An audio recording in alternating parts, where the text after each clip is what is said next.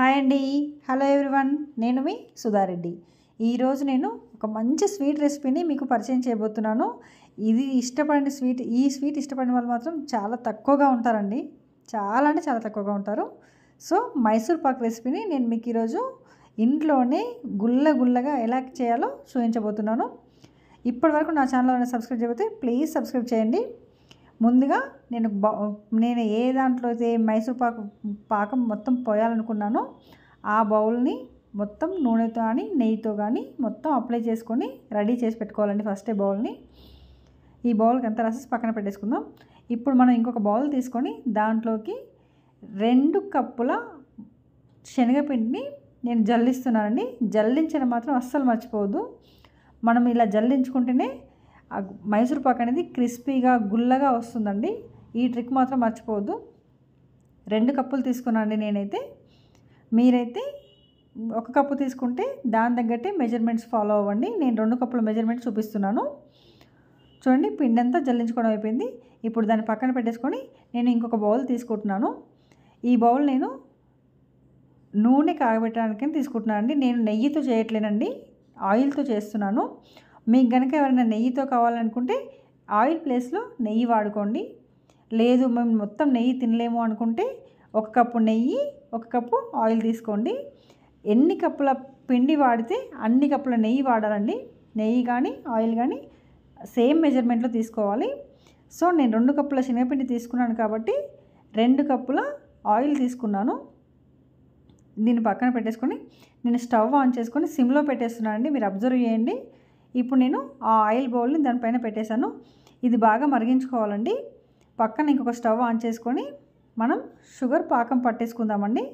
ఒక పెద్ద బాల్ని అయితే పెట్టేశానండి నేను. దీంట్లోకి నేను 2 కప్పుల శనగపిండికి 3 కప్పుల షుగర్ తీసుకుంటున్నాను. అంటే 1 కప్పుకి కప్పున్నర షుగర్ తీసుకుంటున్నాను అండి.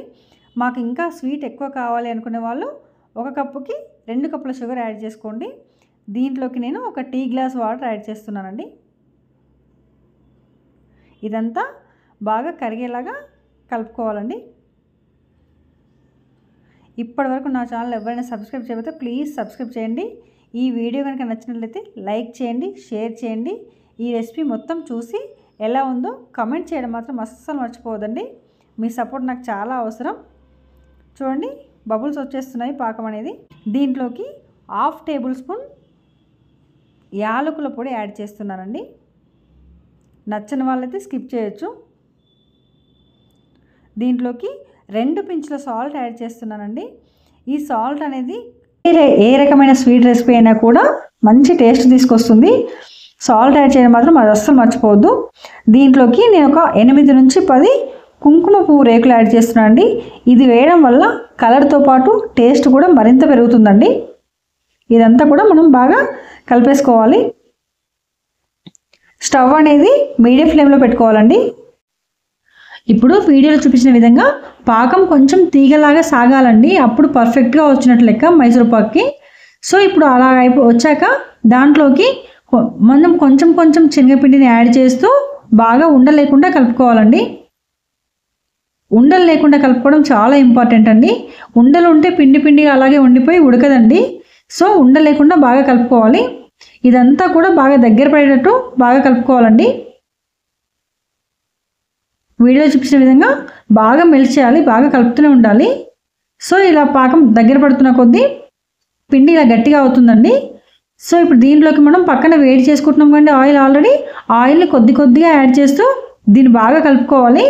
ఆయిల్ ఎప్పుడైతే మనకు కనిపించకుండా అయిపోతుందో మళ్ళీ కొంచెం యాడ్ చేస్తూనే ఉండాలండి. ఇలా యాడ్ చేయగా మనం పిండి అంతా కలుపుతున్నప్పుడు గిన్నెను కనుక పిండి ఎప్పుడైతే విడిపోతుందో అప్పుడు మనకు పర్ఫెక్ట్గా వచ్చినట్లు లెక్కండి. అప్పుడు మనం స్టవ్ ఆఫ్ చేసుకోవాలి. మిగిలిన ఆయిల్ని మనం దీన్ని గిన్నెలోకి ట్రాన్స్ఫర్ చేసుకున్నాక దానిపైన ఆ ఆయిల్ని మనం వేసుకోవాలండి. సో ఇప్పుడు నేను గిన్నెలోకి ట్రాన్స్ఫర్ చేస్తున్నానండి ఆల్రెడీ. చూడండి, దీనిపైన మిగిలిన ఆయిల్ని మొత్తం పోసేసాను. పైన ఉండి లేనట్టుగా అదమాలండి అంతే. దీన్ని ట్యాప్ చేయకూడదు, గట్టిగా ప్రెస్ చేయకూడదండి. మీరు గట్టిగా ప్రెస్ చేసినట్లయితే గుల్ల అనేది మొత్తం రాకుండా పోతుంది. సో మనం ఏ విధంగా కూడా ట్యాప్ చేయకూడదు. సో ఇప్పుడు దీనిపైన మనం కత్తితో ఘాట్లు పెట్టుకోవాలండి. ఇలా చాకుతో ఘాట్లు పెట్టుకోవడం వల్ల మనకి పీసెస్ ఈజీగా వచ్చేస్తాయండి. లేదంటే మొత్తం పిండి గట్టి పడిపోయి మనకి కటింగ్ అనేది అసలు పాసిబుల్ అవ్వదండి. సో ఇప్పుడు కొంచెం ఫస్ట్ పైన జస్ట్ మార్క్ చేసుకున్నాను, తర్వాత దాన్ని డీప్గా కట్ చేసుకుంటున్నానండి. దీనికోసం మనం కొంచెం లోతుగా ఉండే గిన్నెని తీసుకోవాలి కంపల్సరీగా. సో ఘాట్లు అయితే నేను పెట్టేశానండి. చూడండి పర్ఫెక్ట్గా వస్తున్నాయి. దీనిపైన ఇప్పుడు మూత పెట్టేసుకొని ఒక 2 to 3 అవర్స్ వరకు పక్కన పెట్టేసుకోవాలండి. మొత్తం చల్లారిపోనివ్వాలి. మొత్తం చల్లారాక నేను మూత చూపిస్తున్నానండి మీకు. దీన్ని వేరే ప్లేట్లోకి రివర్స్ చేసి ట్రాన్స్ఫర్ చేస్తున్నాను. చూడండి అసలు యమ్మీ స్వీట్ రెడీ అయిపోయిందండి. దీన్ని మళ్ళీ ఉల్టా తీసేసుకున్నాను.